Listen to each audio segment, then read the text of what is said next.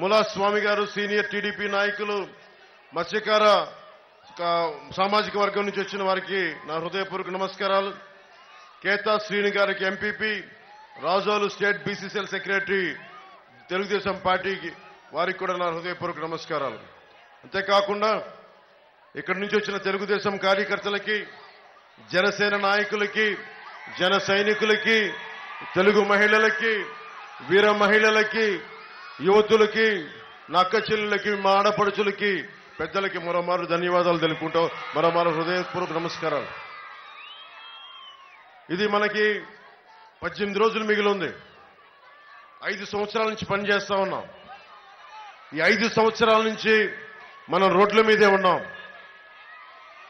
నన్ను మొదటి తరం రాజకీయ నాయకుడిని నేను. వైఎస్ జగన్ గారి లాగా వారి తాతల దగ్గర నుంచి, వారి తండ్రుల దగ్గర నుంచి 150 సంవత్సరాలున్న కాంగ్రెస్ పార్టీ నుంచి వచ్చిన వాడిని కాదు.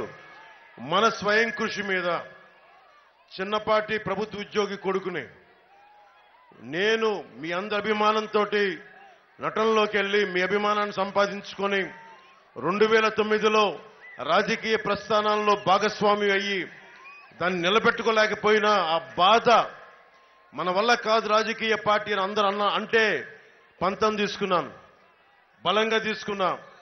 దశాబ్దం నుంచి ఎవ్వరి ఆసరం లేకుండా ఒక్క మీ గుండెల్లో మీరు ఇచ్చిన బలమే ఈ రోజున జనసేన నిలబెట్టింది.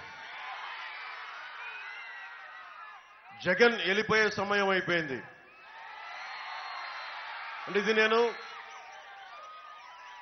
శ్రీకాకుళం, విజయనగరం, ఉభయ గోదావరి జిల్లాలు, నర్సాపురం, ఏ మూలకి వెళ్ళినా, నిన్న రైల్వే కోడూరు వెళ్ళినా, రాజంపేట, కడప వెళ్ళినా, తిరుపతి వెళ్ళినా, ఏ మూలకి వెళ్ళినా ఒకటే, ప్రభుత్వం మారిపోతుంది, వైసీపీ ఓడిపోతుంది.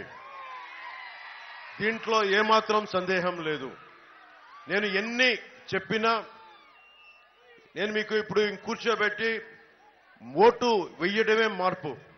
రాజోలకి మనం ఏం చేయగలం, రాజోలకి మనం ఎలా నిలబడగలం,